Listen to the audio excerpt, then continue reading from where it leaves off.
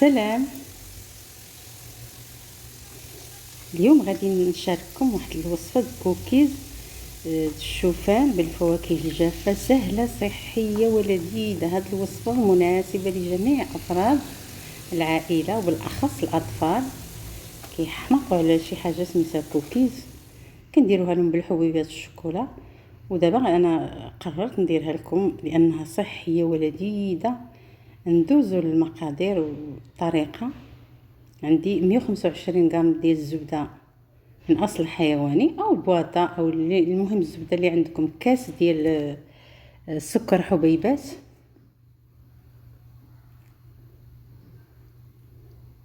معلقه ديال العسل، معلقه كبيره ديال العسل، من كويا سوب. الا قلنا كبيره غنشوفوا كبر من معلقه ديال العسل كي كتشوفوا.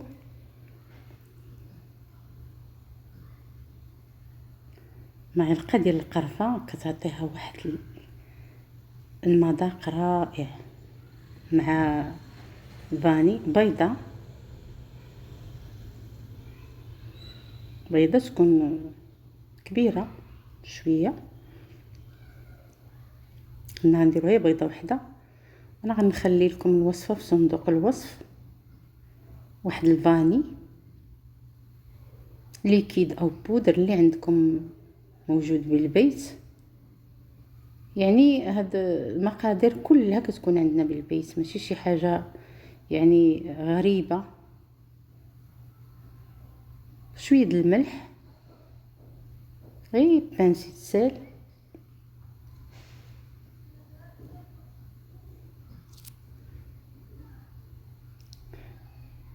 يعني باش نوجدوا هاد الكوكيز راه موجوده عندنا بالبيت. المقادير كلها كتكون موجوده عندنا بالبيت، الا اللوز والجوز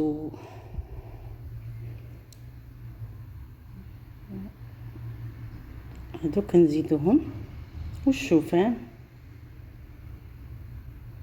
انا صراحه هاد الوصفه كتهنيني من شريان كوكيز من المحلات، كتجي هشيشه ومقرمشه ورائعه. راه ما كدوش ليا 3 ايام يومين. عندي هنا كاس ديال دقيق القمح،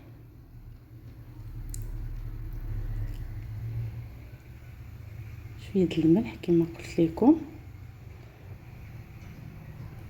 تقدروا ديروا غير دقيق د الفورس. هنا كاس ديال الشوفان، رقائق الشوفان، كاس ديال الزبيب،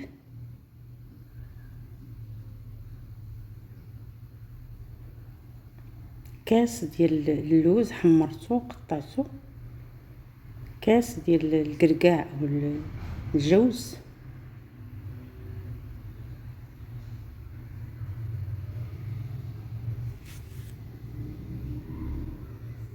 ساشي ديال بيكين باودر.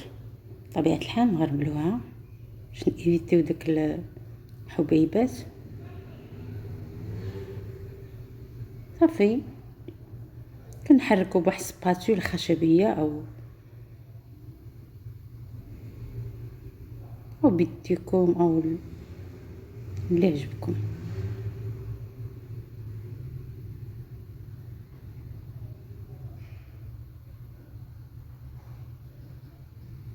انا غنخلي لكم الوصفه لتحت، المقادير بلوتو.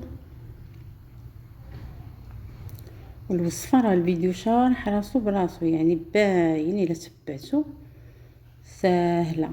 صافي كنحركو،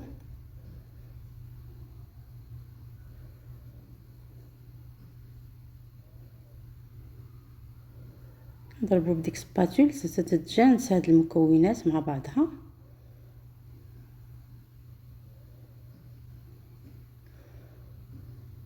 انا كملت بدقيق الشوفان،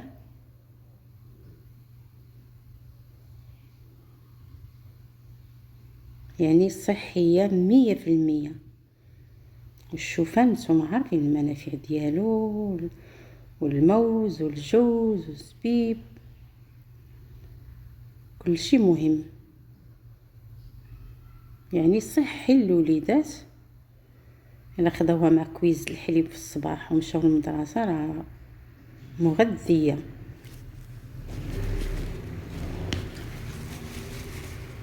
صافي كنحركو بيدينا او سباتول.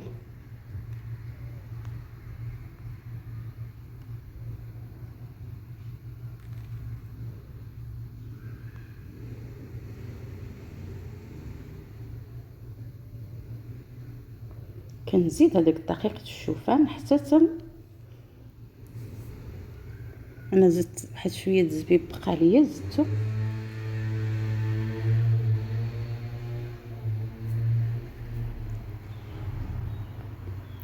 العجينه ما تكونش قاصحه لان الشوفان كيشرب.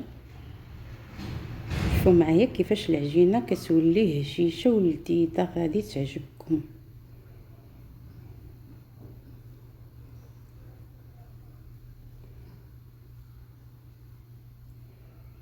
انا درت يدي باش نعرف كيفاش فين وصل الخليط ديالي، لان بيدينا باش غنعرفوا واش مازال كتلتصق واش لا. جربوها وقولوا لي في التعليقات واش عجباتكم ولا لا. صافي هذا هو القوام، ما نديروهاش قاصحه باش ما تفرتش لينا.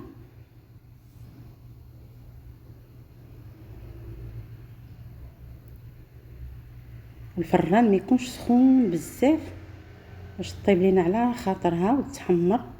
هنا غندير كويرات،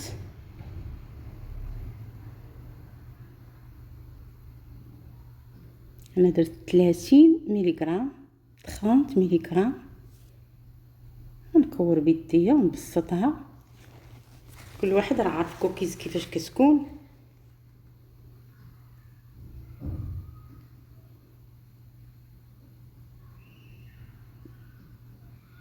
نتوما كي كتشوفوا ما شاء الله. صافي كنكوروها ونزلوها في طاوة الفرن. كنعبر باش يجوني مقادين، ما تجيش وحده كبر من وحده او وحده صغر من وحده. ما شاء الله راها رائعه. انا كندير يديا بشويه ديال الزيت باش ما تلصقش ليا، لان ما خصهاش تكون قاصحه وما تكونش جاري بزاف، غير هكا كنمسح يديا.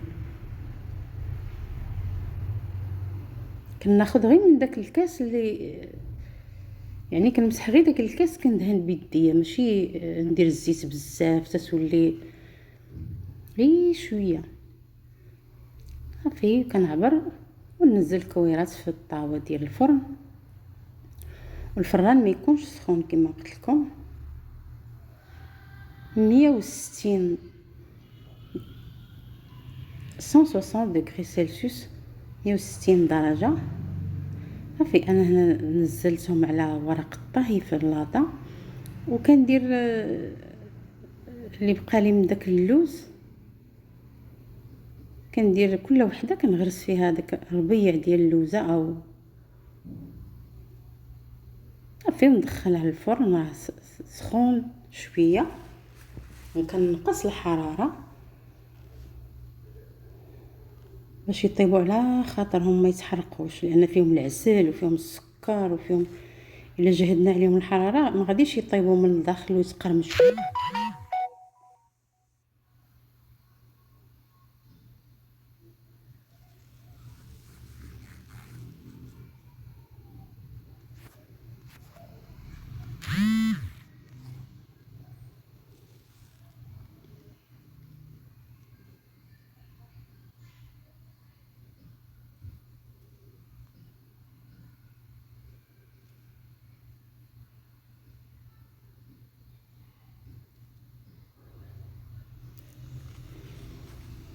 ان شاء الله راه داك دار لي واحد الكميه ديال 2 طاوات، وحده صغيره وحده كبيره. شوفوا معايا ما شاء الله اللون، القرمشه.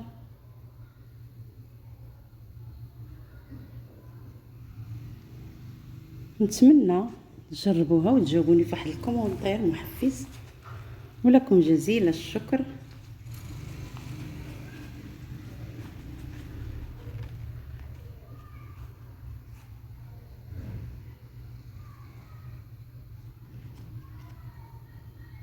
ما شاء الله رائعة. شوفوا ليا